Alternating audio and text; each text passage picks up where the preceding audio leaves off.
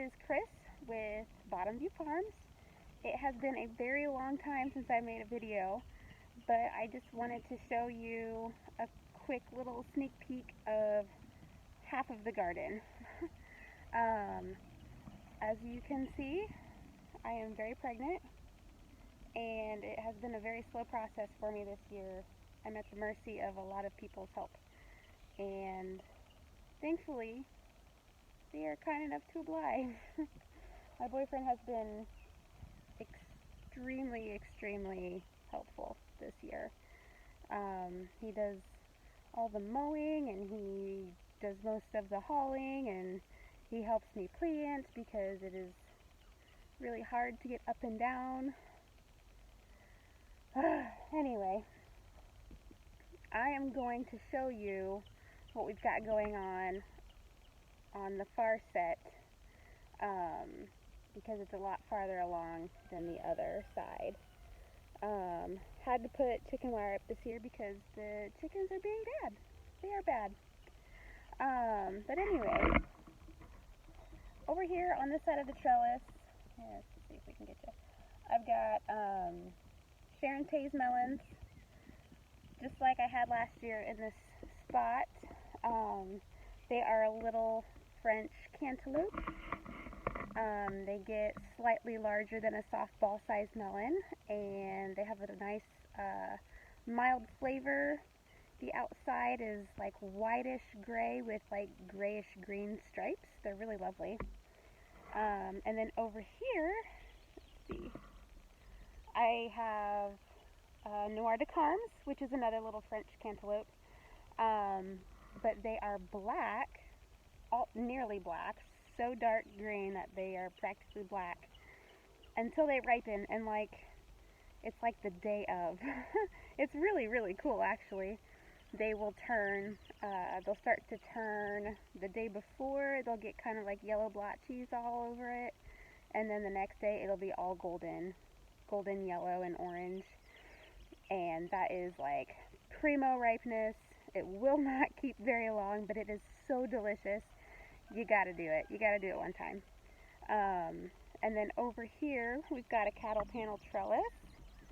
And I've got a bunch of, let's see, up until this first post, these are all rattlesnake pole beans, just a pole green bean. And then over here, we have, I actually don't know what variety it is. It was mislabeled last year, but it was fantastic. It produces this really sweet, really big green bean, and I was like, those are good. I'm doing that again. So that's what these are. I just call them my sweet big green beans. I don't know what they are. And then at our the middle arch, I'm just planting food on one side.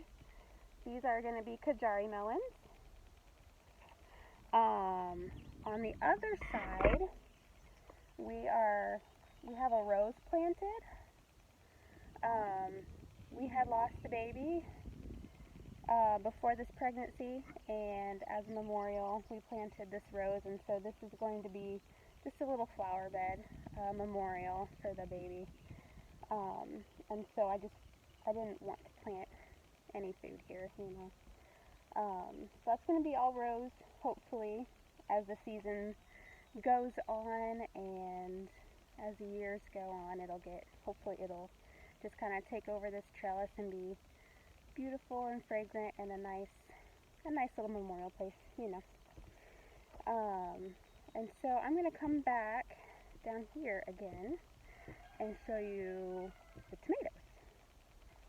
So we've got this cattle panel trellis, and I raise heirloom variety tomatoes, and they are all indeterminate varieties, and so they will grow and grow and grow and grow until they die. And so what I like to do is, let's see if I can get down here. See this one.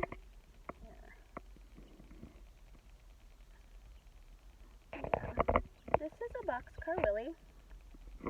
Typically what I do is I'll plant 3 of the same variety, And so each cattle panel will have 3 different varieties, 3 of each, so 9 tomato plants per horizontal cattle panel. And so I've got 3 boxcar Willie. Try and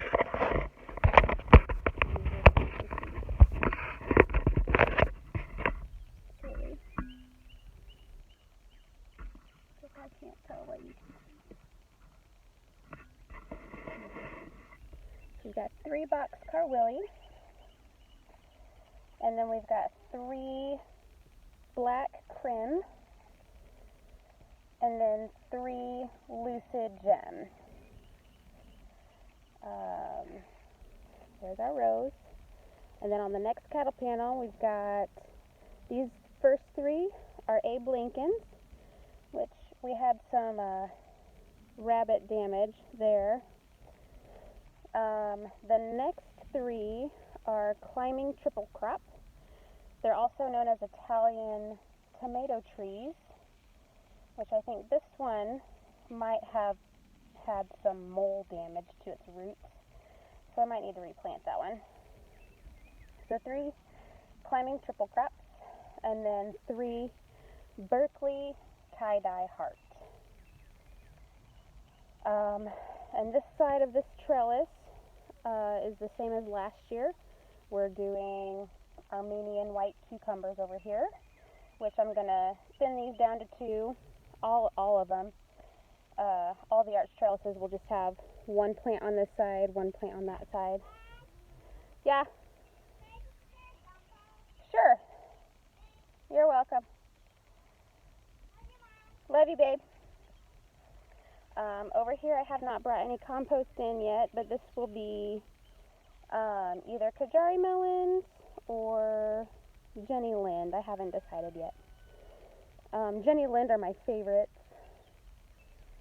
but last year I only had 1 Kajari plant because moles ruined my root system underneath of my Kajaris. And so, there's a bunch of ruckus going on over there. I don't know what it is. But I ended up with only 1 Kajari plant, which was a total bummer. And I've got a seed store, and I sold out. I saved the seeds from every single melon off of that plant, and I sold out so fast.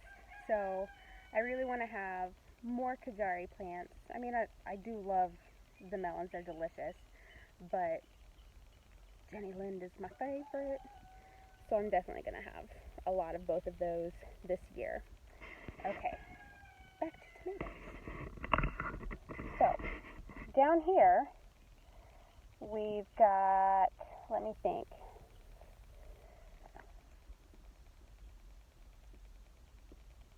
Oh, San Marzano. So the first 3, 1, 2, 3, San Marzano, they are an Italian heirloom paste tomato. And then this is, I've got 1, 2, 3, Prudence Purple. And Prudence Purple is actually, for some reason, like, I don't know how to say it. Old-timey heirloom names. They would call pink tomatoes purple. I'm not sure why that is. Perhaps somebody else is more informed in that area than I am, but it'll actually produce like a pink slicing tomato. So that's what those are. And then my last 3 down here, 1, 2, 3, and those are some of my favorites. Those are the Brad's Atomic Grape. The Brad's Atomic Grape are a little tomato. They get about this big, and they are Technicolor. They'll start off green, and they'll start to streak with purple and yellow and orange and red. They're really, really striking and really cool looking. And I love the taste. Some people don't really care for them because they're... Okay, if you read the description from like a seed catalog or something, it says that they are very sweet. That is not what I have found. I have not found them to be exceedingly sweet. In fact, I find them to be more savory, and I really enjoy that. They also have, this is so weird, I don't know why this is, but they have like a kind of a beer taste to them, which is really weird. But I enjoy them. I enjoy a good beer.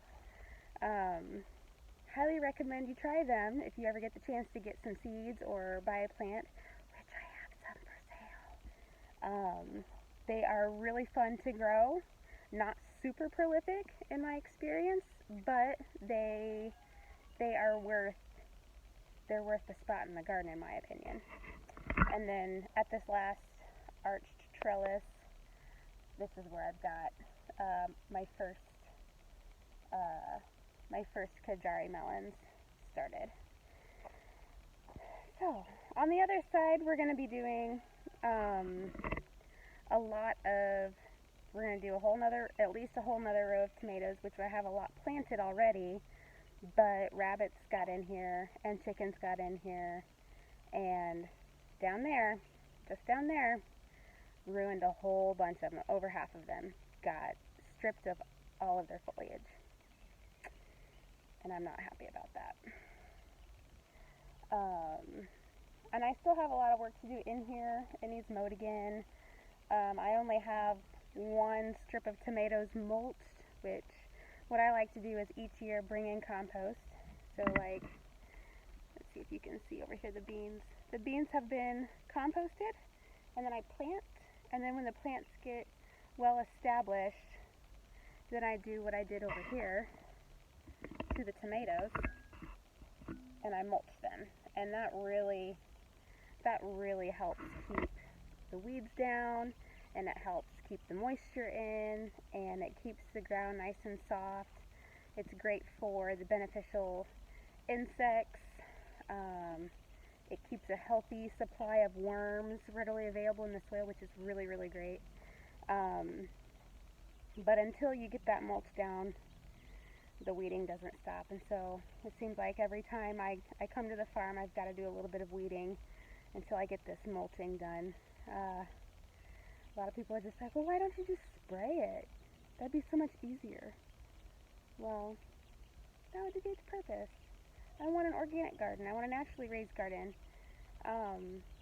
Those pesticides and herbicides are really good at killing those the pests and the weeds, but then it also kills your soil life. And what I'm trying to do here is build soil life. So each year the garden space gets a little bit healthier.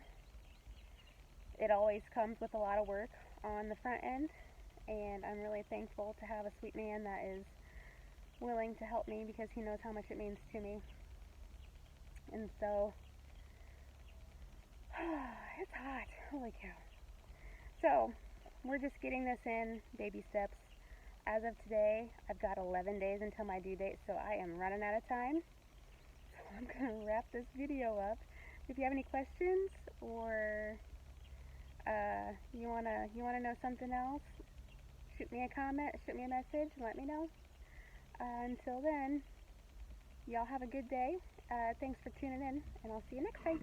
Bye.